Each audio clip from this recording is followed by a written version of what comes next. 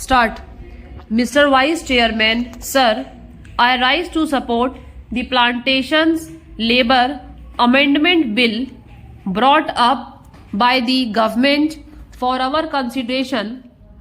Sir, the said plight of millions of toiling people who sweat on various plantations in the country to earn valuable foreign exchange for us is really too much to be expressed in words. These workers live and work in most inhuman and pitiable conditions. These plantations include tea, coffee, cinchona, rubber, etc. And as we know, tea alone is one of the major foreign exchange earners of our country. But sir, it is indeed most regrettable that notwithstanding a lapse of 34 years since our independence, these workers who earn crores and crores of rupees by way of foreign exchange have to live in most miserable conditions.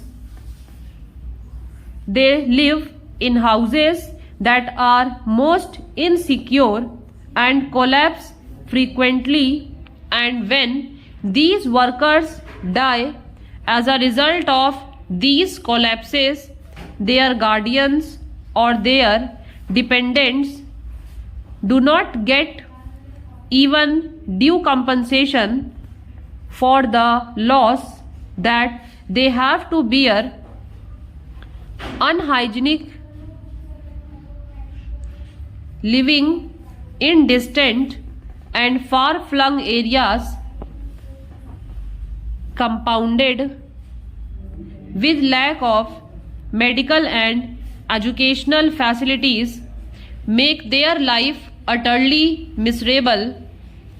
These plantation workers have to live in abject poverty like slaves of their employers, and as we know, most of these plantations are still foreign owned establishments, last vestiges of the colonial rule, the British rule, and as I said, it is a matter of deep regret for all of us that despite enacting an act, the Plantations Labour Act 1951, we have not yet been able to effect any improvement in their conditions. I think the employers alone are not responsible for their miserable condition. We are also as much responsible as they are, because although we could enforce the enactment and we could improve their conditions much earlier, we have failed in doing so. Sir, on the 9th May 1973, this House, the Rajya Sabha, decided that a joint committee should be appointed to look into the desired amendment and put up a draft as early as possible for our consideration. On the 26th May 1973, the Lok Sabha also adopted our resolution, our motion, with the result that a 45-member committee in which 15 representatives were from the Rajya Sabha and 30 from the Lok Sabha was appointed to look into the matter. This committee was to submit its report on the first day of the 85th session of the Rajya Sabha, that was in 1973, but this committee had to be granted 3 extensions and the report was ultimately available on the 3rd March 1975.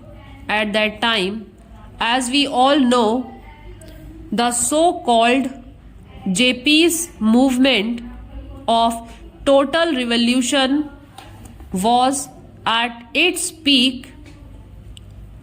Without 2 or 3 months, the national emergency had to be declared, and during the emergency, priorities had changed, and we could not just effect this desired improvement at that time, and we could not bring about this legislation, and then the Janta rule and the Lokdal rule. For 30 months they were in power, but they too, although they tried to pose to be the champions of the downtrodden, and the workers failed to deliver the goods, and that is why today we are going to consider the report of that committee that was presented to the government in 1975. Therefore, we are also equally responsible for not ameliorating their conditions and their plight. The committee had to consider 120 memoranda giving views and suggestions from various unions and associations, and 59 witnesses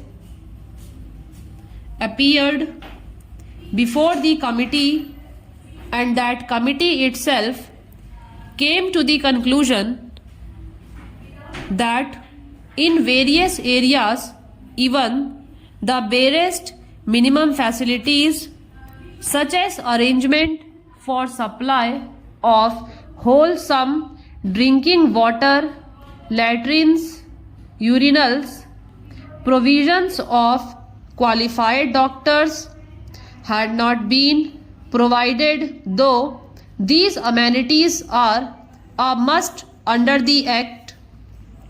The Act has been there, but we could not enforce it, we could not implement it, only because the employers did not want it.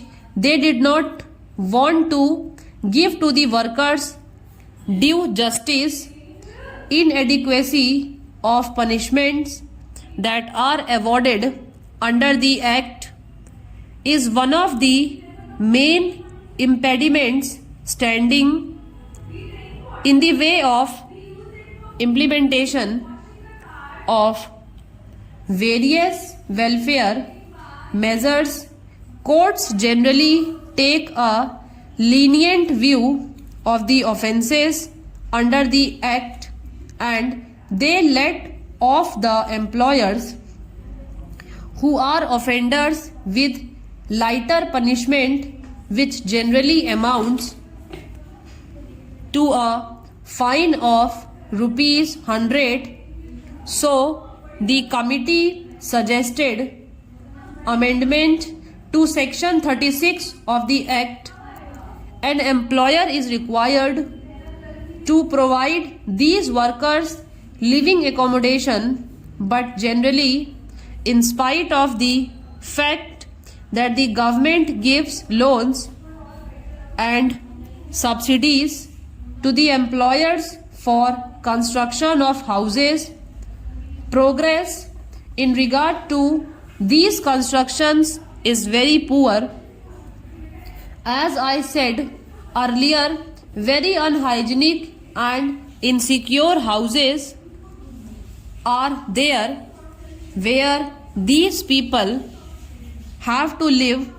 Even compensation to the workers in the event of house collapse is not given.